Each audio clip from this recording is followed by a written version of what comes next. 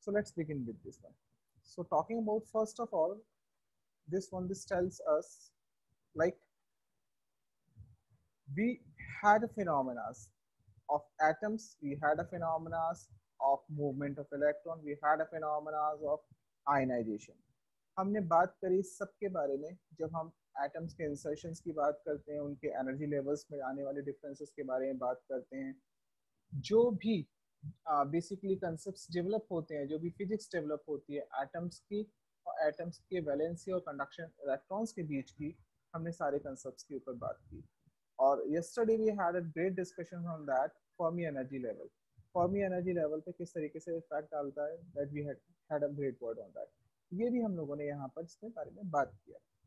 इसका मतलब ये समझ में आ गया कि अगर हम इंट्रिंसिक और एक्सट्रिंसिक सेमीकंडक्टर के बारे में बात करते हैं, if we are talking about this, so we must know that when we have this intrinsic and extrinsic semiconductors, it means every time whatever the changes you are creating, वो उसके physical structure में तो changes करेगा ही करेगा.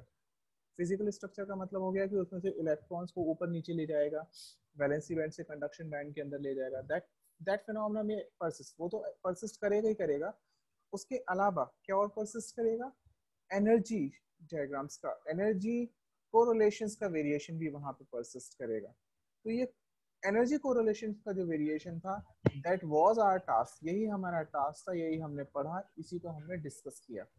And finally if we see here, if you find out this list, इस list को अगर आप देखते हैं, so you have elements and we have all these elements presented over here. These are to be represented as a semiconductors and they are having their symbols.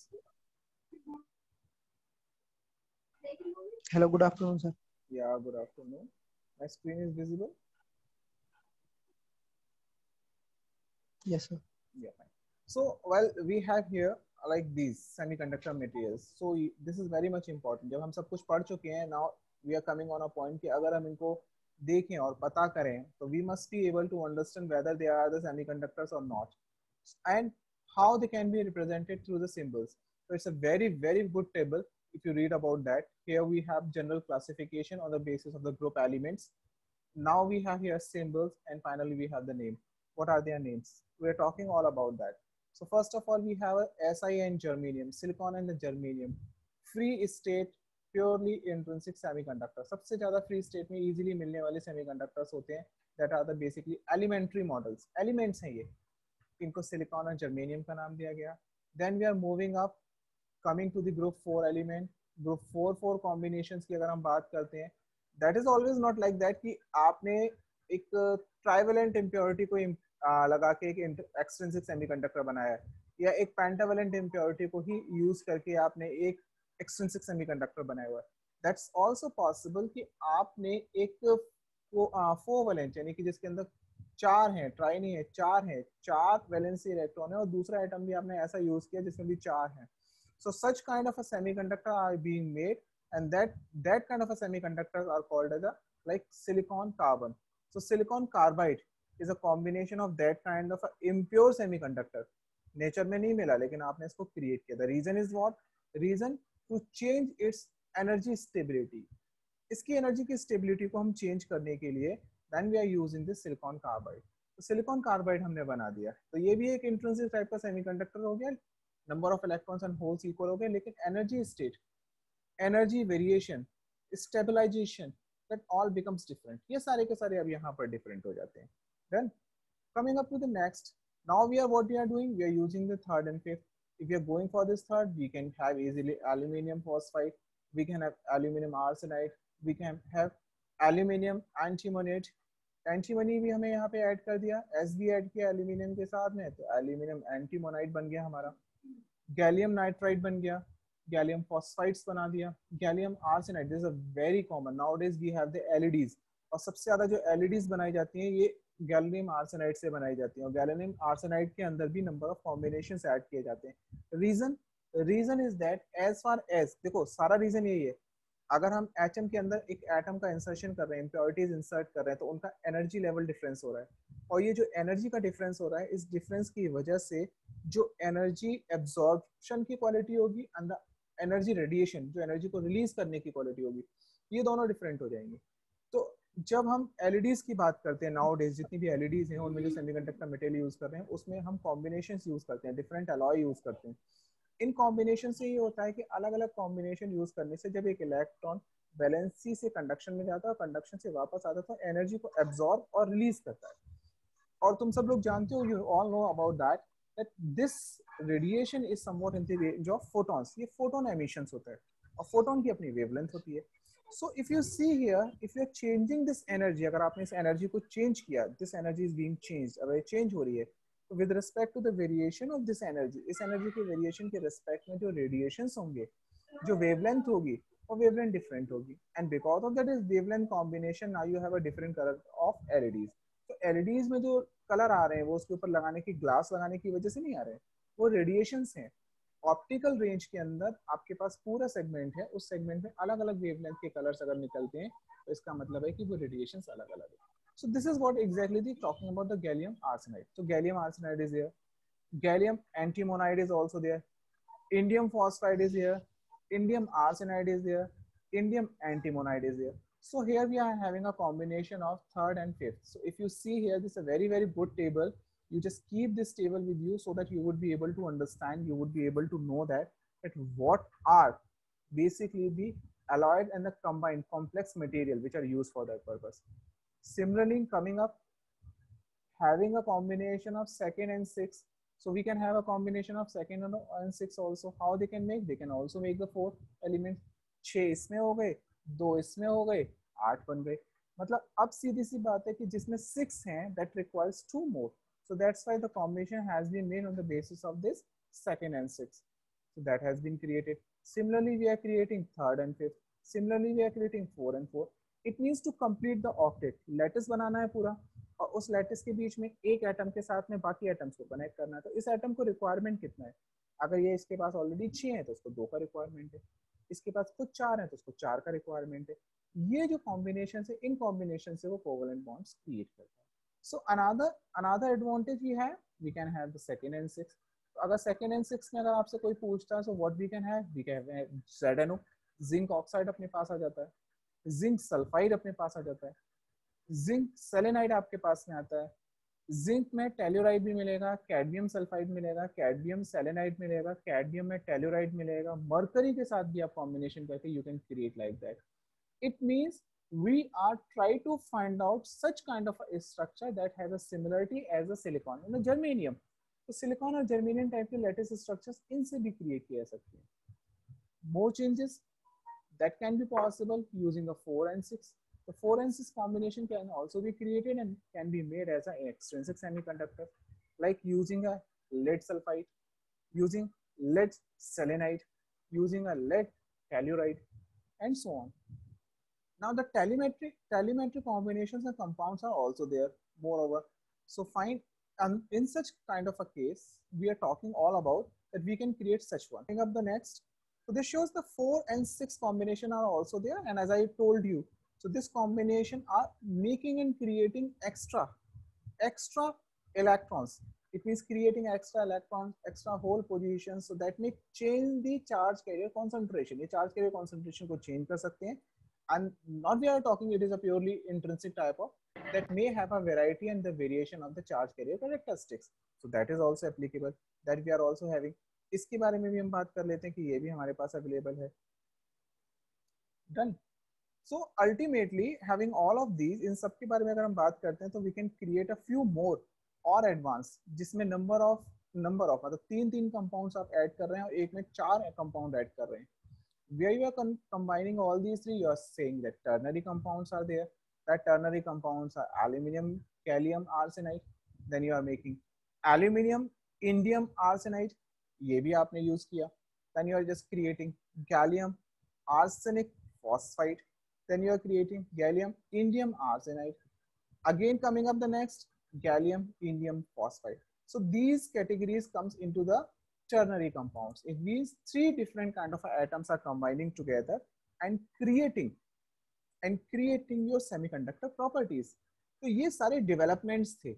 हम start हमने किया था सिलिकॉन और जर्मेनियम से, उसके बाद हमें जैसे जैसे रिक्वायरमेंट बनती गई, जैसे जैसे प्रॉपर्टी के चेंजेस आते गए, ठीक है, जैसे gallium indium arsenide, gallium indium arsenide की अगर हम बात करते हैं, इफ यू सी हियर, ये वाला क्वाटरनरी में अगर हम बात करते हैं या इसमें बात करें टर्नरी में बात करें, गैलियम इंडियम आर्सेनाइड ये बहुत ज्यादा यूज होता है एलईडीज के लिए, एलईडीज बनाने में काम आता है। तो जितनी भी आपकी डिफरेंट टाइप की एलईडीज होती हैं, अब ये कंपाउंड इसलिए बनाया क्योंकि इसका पावर कंजप्शन चेक किया गया, इसका ये चेक किया गया कि वेवलेंथ कितना है और किस पर्टिकुलर रेंज में जाके ये आपको ऑप्टिकल इल्यूजन्स प्रोवाइड करेगा, ऑप्टिकल सिग्नल्स प्रोवाइड करेगा, आपको रेड दिखाई देगा, ग्रीन दिखाई देगा, और इन्हीं के बेसिस पर आपको इतनी बड़ी टेलीविजन की स्क्रीन, मॉनिटर्स, कंप्यूटर स्क्रीन सारी दिखा दी गई। जो आज हम लोग लैपटॉप यूज कर रहे हैं या फोन यूज कर रहे हैं, तो जिनकी स्क्रीन बेसिकली एलईडी बेस्ड हैं और प्लाज्मा बेस्ड नहीं है या एलसीडी बेस्ड नहीं है, उनकी स्क्रीन पे ये चीजें अवेलेबल होती हैं and they are just glowing up, वही ग्लो कर रहे हैं, गिविंग अस द कलर, है ना। If you see the back side of me somewhere is a red color, so that red color is indicated by kind of a radiations, वही तो radiations आ रहे हैं, and that radiations coming because of the combination of multiple type of atoms, और multiple type of atoms को add करने का सीधा सा एक मतलब यही है कि आपने उनके एनर्जी रिलेशनशिप्स को चेंज किया, यानी इलेक्ट्रॉन की एनर्जी एब्जॉर्ब करके कंडक्टिंग होना और कंडक्ट करने के बाद वापस वैलेंसी बैंड में आना या कि कोवेलेंट बॉन्ड में जाना, इनके बीच में जो डिफरेंस है वो डिफरेंस आपने चेंज कर दिया, आपने वो चेंज करने से उसकी पूरी प्रॉपर्टी चेंज कर दी, बिहेवियर चेंज कर दिया, रिस्पॉन्सेस चेंज कर दिए।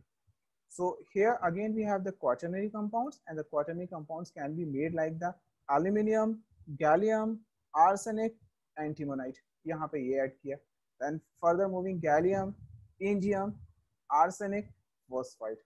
So this particular table is just only for the indication for you that you will not be limited only for silicon and germanium. आगे आप अगर पढ़ाई करते हैं या स्टडी करते हैं and somebody is talking to you and asking to you, आपसे पूछते हैं कि भाई बताइए कि सेमीकंडक्टर्स क्या हैं, कौन से हैं, तो आप उनको दो पार्ट में डिवाइड करेंगे, इम्प्योर एंड प्योर। इम्प्योर भी हैं और प्योर भी हैं जो नेचर में फ्री स्टेट में मिल रहे हैं, दूसरे वो भी हैं जो बेसिकली आर्टिफिशियली क्रिएटेड हैं। आर्टिफिशियली क्रिएटेड मतलब with the help of combination of atom, alloys based है। तो एलॉय बेस्ड जो है वो आपके ये सारी की सारी रेंज है। इन सारे नामों में से आपको पिक करके बता सकते हैं that are the use, and each and every have a specific applications, और इनका अपना खुद का सबका specific application that is available everywhere, so you can find it out. So this is the basically motive of teaching you or telling you all that these are the basically compounds, these are basically the elements which are used to create your semiconductor, and that semiconductor is helping you to make a device whatever you're looking for. So this is exactly the utility of this particular table. So this table is giving a lot of opportunities to you.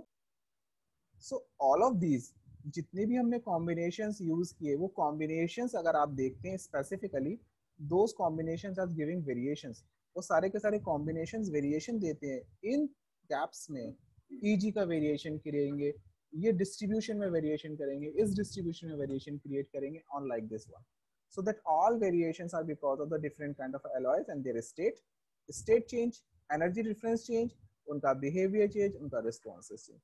तो केवल radiation ही नहीं, उनका response time, कौन कितनी देर में response करता है ये भी बदल जाएगा, साथ में क्या बदलेगा, पावर कंजप्शन बदल जाएगा, कितनी एनर्जी कंज्यूम करता है वो बदल जाएगा, स्पीड ऑफ डिवाइस चेंज हो जाएगी, डिवाइस की स्पीड कितनी है वो बदल जाएगी, स्टेबिलिटी और अनस्टेबिलिटी बदल जाएगी डिवाइस की, ये डिवाइस कितना स्टेबल है और कितना अनस्टेबल है, तो स्टेबिलिटी अनस्टेबिलिटी डिफाइन कर सकते हैं।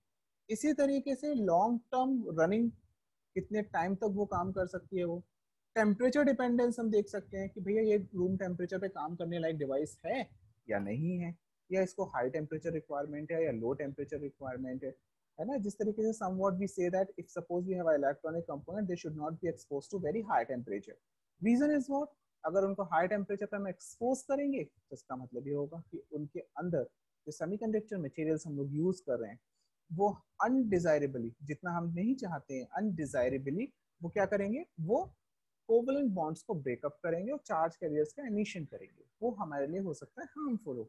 सो we just take care about that, and each and every kind of electronic device have a certain specific temperature range जिस पर कि हम बात करते हैं। So this diagram giving you that idea that what are the variations comes up because of the combination of different type of material and making a compound material with the help of this one. So here, this is exactly the meaning of that particular table. Like if you see this diagram, this is the intrinsic carrier density. It is intrinsic carrier density. Carrier density, it means number of charge carriers per unit cubic area, per unit cubic volume. It means in a piece of box, अगर छोटा सा एक box लेते हैं, है ना, जिसका 1 centimetre 1 centimetre 1 centimetre dimension है, उस बॉक्स के अंदर कितने चार्ज कैरियर्स है। अगर हम इसकी कॉन्सेंट्रेशन की बात करते हैं, कॉन्सेंट्रेशन और उसकी टेम्परेचर डिपेंडेंसी की बात करते हैं, तो 2 example has been taken. First example silicon का लिया, जो कि प्योर स्टेट में आपको नेचर में मिलता है, और दूसरा आपने कंपाउंड लिया, जो कि आपने गैलियम और आर्सेनाइड को मिलकर बनाया है। तो गैलियम और आर्सेनाइड की अब इस टेम्परेचर प्रॉपर्टी को ही आप जरा ध्यान से देखिए। If you check up here, so the charge carrier concentration, if suppose it's this one, and we are having a high range of temperature and reaching towards the lower one, temperature जो है आपका वो धीरे धीरे धीरे धीरे यहाँ पर हम इसको कम करते जा रहे हैं, starting from 1000 to coming up to the 0 and going to the negative side. And how this charge carrier concentration is falling down, किस तरीके से fall down हो रही है, that we are discussing, यहाँ पे हम वो discuss करेंगे. So if you see here, the difference, the rate for silicon and the rate for gallium arsenide is quite different, बहुत ज़्यादा different है. तो सिलिकॉन के केस में अगर आप -50 पे ही पहुंच जाते हो, उस केस में भी आपकी चार्ज कैरियर कॉन्सेंट्रेशन परसिस्ट करेगी इतना, ठीक है। और अगर आप यही बात करते हैं किसके केस में, अगर गैलियम आर्सेनाइड के केस में बात करते हैं, तो कंपैरेटिवली वो चार्ज कैरियर कॉन्सेंट्रेशन इससे कंपैरेटिवली कम होगी. So if you see here this range is indicating that what is a fall of rate. So this fall rate is being shown up here. और important बात, ये -50 पे तो ये आपका इतना परसिस्ट करेगा, ये जीरो के एग्जांपल हम लेके आए तो जीरो पर ये परसिस्ट करेगा इतना, और जीरो के केस में अगर हम बात करते हैं गैलियम आर्सेनाइड की तो ऑलमोस्ट 10⁻6 रह जाएंगे, और जबकि हमें इंट्रिंसिक सेमीकंडक्टर के अंदर 10⁻10 मिल रहे हैं. तो number of charge carrier concentration is affected by this one. तो अगर हम एक तरीके से बात करें टेम्परेचर डिपेंडेंसी, तो टेम्परेचर डिपेंडेंसी अगर हम बात करें तो गैलियम आर्सेनाइड में कम है, क्योंकि टेम्परेचर के वेरिएशन के साथ में कम है. और अगर हम यहाँ पर बात सिलिकॉन में कम है, गैलियम आर्सेनाइड में ज्यादा है, क्योंकि टेम्परेचर के रेस्पेक्ट में स्लोप अगर हम देखते हैं तो इसका स्लोप कंपैरेटिवली ज्यादा है. This is actually the meaning. Hello, अरे प्लीज बी क्वाइट यार, सर आ गए हैं, ऐसे मत किया करो, कितनी बार समझाऊं. So coming on back on this particular position and talking up, like here the main comparison was related directly with comparison between gallium arsenide and silicon with respect to its temperature dependency. तो हम simple सा इतना यहाँ ये समझना चाह रहे थे कि एक छोटा सा एग्जांपल लो ये, और ये जो एग्जांपल है, ये एग्जांपल है measuring values on the basis of the measurements. जो मेजरमेंट्स हम करते हैं उस मेजरमेंट के बिहाफ पर ये हमें आंसर्स निकल के बाहर आते हैं. तब हमें पता चलता है कि अगर सिलिकॉन को चेक किया टेम्परेचर के साथ साथ तो पता चला कि ये वेरिएशन यहाँ पर जाके मिला. दूसरा गैलियम आर्सेनाइड का ये वेरिएशन हमें यहाँ पर जाके मिला. तो इन दोनों वेरिएशन को रिकॉर्ड किया, मेजर करके रखा, और फिर ग्राफ प्लॉट किया और ये डिफरेंस आया, और इस प्रॉपर्टी को वहां यूज किया जहां पर टेम्परेचर डिपेंडेंसी चाहिए थी या नहीं चाहिए थी. तो इससे हमें ये कंपैरिजन यहाँ पर पता चला. तो this is the basically the beauty of this diagram. And not only for silicon and the gallium arsenide, but this kind of a diagram is available for each and every kind of a compound semiconductors which are available. If you see here, like here again we have electron density, same charge carrier concentration is here. Charge carrier concentration में we are talking about the temperature for a SI sample with the donor concentration of 10⁻50. अब यहाँ पर जो हम कर रहे हैं इस पूरे प्रोसेस में, यहाँ टेम्परेचर इफेक्ट है, इलेक्ट्रॉन डेंसिटी है, इलेक्ट्रॉन डेंसिटी के बाद में हम यहाँ पर इसको इंट्रिंसिक और एक्सट्रिंसिक रीजंस के बीच में डिफाइन करने की कोशिश करें. यहाँ पर हमने एक डोनर डाला हुआ है, जिसकी डोनर को हमने 10⁻15 पर सेंटीमीटर क्यूब, इतने एटम्स, मतलब 1 सेंटीमीटर के पीस में अगर हम बात करते हैं तो उसमें 10⁻15 एटम्स हमने एडअप किए हुए. तो अगर हम इसका अब टेम्परेचर के रिस्पेक्ट में सेंसिटिविटी देखते हैं तो ध्यान से समझना, यहाँ पर सबसे पहले स्टार्ट किया, ये कर्व जो स्टार्ट हुआ है, this curve is being started from the freeze out region. If you see here, the freeze out region is somewhat related directly with the temperature, है ना, -100 डिग्री सेल्सियस. तो -100 डिग्री सेल्सियस पर इस reason को हम बोल रहे हैं लगभग फ्रीज आउट रीजन. इस फ्रीज आउट रीजन पर अगर आप ये वेरिएशन देखते हैं, ये वेरिएशन अगर आप देखते हैं, इलेक्ट्रॉन डेंसिटी है, तो 0 से लेके 1 के बीच में with respect to this temperature this variation comes up, यहाँ पर ये वेरिएशन आया। इसके बाद में अगर आप जब इस पॉइंट पे पहुंच जाते हैं जहाँ पर टेम्परेचर आपने अप्रॉक्सीमेटली -100 डिग्री से फर्दर इंप्रूव करना स्टार्ट किया, जब आप आगे बढ़ते हो तो ये रीजन कहलाता है एक्सट्रिंसिक रीजन। एक्सट्रिंसिक रीजन में number of charge carrier almost constant हो जाते हैं और फिक्सअप हो जाते हैं। फिक्सअप हो जाते हैं, कैसे फिक्सअप हो जाते हैं? क्योंकि जितने आपने नंबर ऑफ डोनर्स उसमें डाले उतने ही डोनर्स के वजह से इलेक्ट्रॉन मिले और इलेक्ट्रॉन वो यूज में हो गए। तो चार्ज कैरियर कॉन्सेंट्रेशन एक सर्टेन टेम्परेचर से नीचे होगी, उस रीजन को हमने फ्रीज आउट रीजन कहा हुआ है। उसके बाद अगर हम उसमें टेम्परेचर भी बढ़ाते हैं और अगर चार्ज कैरियर कॉन्सेंट्रेशन की बात करते हैं तो वो एक्टिव हो जाएंगे, उनको इतनी सफिशिएंट एनर्जी मिलेगी, वो सारे के सारे कंडक्टिंग बन जाएंगे। और जब वो सारे के सारे कंडक्टिंग बन जाएंगे तो उनकी इलेक्ट्रॉन डेंसिटी ऑलमोस्ट कांस्टेंट रहेगी एक certain range of temperature silicon के लिए। इसके बाद अगर आपने फर्दर टेम्परेचर को इंक्रीज करना स्टार्ट किया, ध्यान से समझना, आपके पास में पूरा सेमीकंडक्टर मटेरियल लैटिस है, इसमें आपने कुछ एटम्स मिलाए, ये एटम्स इफेक्टिव नहीं है जब तक टेम्परेचर डाउन है, 100 डिग्री से नीचे। जैसे ही आपने इसको 100 डिग्री पे गए, ये एटम से इलेक्ट्रॉन निकले, 1000 एटम आपने बनाए, 1000 इलेक्ट्रॉन्स आपके निकले और ये घूमने लगे। अब अगर आप टेम्परेचर बढ़ाते हो कोई फर्क नहीं पड़ेगा, ये इलेक्ट्रॉन अपने आप अपनी जगह को छोड़ चुके हैं, यही इलेक्ट्रॉन तेजी से इधर से उधर घूमते रहेंगे। अब एक टेम्परेचर को एक रेंज के बाद फिर फर्दर बढ़ाने की कोशिश करते हो, तो ये मटेरियल सेमीकंडक्टर का बना हुआ है और इस मटेरियल के अंदर अपने कोवलेंट बॉन्ड भी हैं। तो अगर अब आप ट्रेन से बनाओगे तो ये जो फ्री इलेक्ट्रॉन घूम रहे थे वो तो घूम ही रहेंगे और कोवलेंट बॉन्ड टूटने लगेंगे जो पहले से बने हुए लैटिस के अंदर। तो if you see here after a certain region we call this intrinsic region. Intrinsic region का मतलब है कि जो सेमीकंडक्टर का खुद का स्ट्रक्चर था, डोनर ने इलेक्ट्रॉन दिए ही दिए, लेकिन उसका खुद का जो स्ट्रक्चर था and that particular structure it has been started, ये स्टार्ट हो गया टूटना, ब्रेक होना। अब ब्रेक होने के बाद डोनर के electrons as well as the intrinsic semiconductor electron all becomes available और तेजी से चार्ज कैरियर कॉन्सेंट्रेशन बढ़ती चली जाएगी सर्टेन टेम्परेचर के बाद। और इस टेम्परेचर से अगर आप ऊपर जाओगे तो उस सिचुएशन में आपका लैटिस खराब हो सकता है, डिस्टर्ब हो सकता है and may be not able to recapture its value, वापस अपनी चीजों को recapture करने की पोजीशन में ना आए। So this diagram is simply indicating in the three reasons: first freeze out reason, second is the extrinsic reason और third is the intrinsic reason। Semiconductor material वही है, डोनर आपने एक बार फिक्स कर दिया कि आप कितने मिला रहे हैं, उसके बाद टेम्परेचर का वेरिएशन आप चेक कर रहे हैं, एक रेंज तक डोनर इफेक्टिव नहीं हो पाएंगे, उस रेंज के बाद डोनर इफेक्टिव होंगे और कांस्टेंट हो जाएंगे, जितने बनने हैं वो एक साथ बन लेंगे यहाँ तक।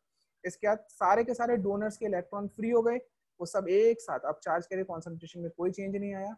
फिर उसके बाद अगर आपने बढ़ाने की कोशिश की टेम्परेचर तो कोवलेंट बॉन्ड टूट जाएंगे और इट बिकम्स हाई रेंज, ये ऊपर की तरफ चलता चला जाएगा और इसका मतलब ये हुआ कि अब आपके पास charge carrier concentration highly increase हो गए। So this is the basically a beauty of this diagram, relationship of extrinsic semiconductor with respect to temperature, what happens actually inside that. So that I wanted to tell you.